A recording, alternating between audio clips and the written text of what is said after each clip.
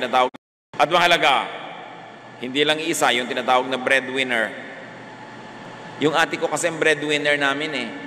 Ano ka, bread eater. Ano yung kapatid mo? Bread eater din po. Yung isang kapatid mo nag-asawa ng kay aga-aga, bread eater din po. Yung naging anak niya, milk drinker naman po. So, sino lahat ang pinanggagalingan yan? Yung ate ko pong breadwinner, kaya kayo maralita. Dapat pag bread eater ka, breadwinner ka rin. Liban na lang, sobrang tanda, sobrang bata, o may sakit.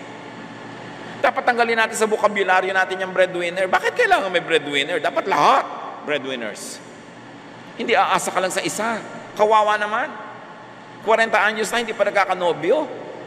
Tapos ikaw, 16 pa lang, may 3 anak ka na, siya pa ang nagpapaaral sa anak mo, sobra ka nag-enjoy sa buhay, tapos yung ate mong matandang dalaga ang nagka-losyang-losyang na sa pagpapakain sa'yo. Napaka-unfair kuminsan natin, may breadwinner pa. Hindi ka dapat asa ng asa kung mo binibigyan ka, kuminsan naaawa sa'yo, o mahal ka talaga, o hindi na lang makakibo. Pero dapat gumagawa ka ng paraan, walang breadwinner.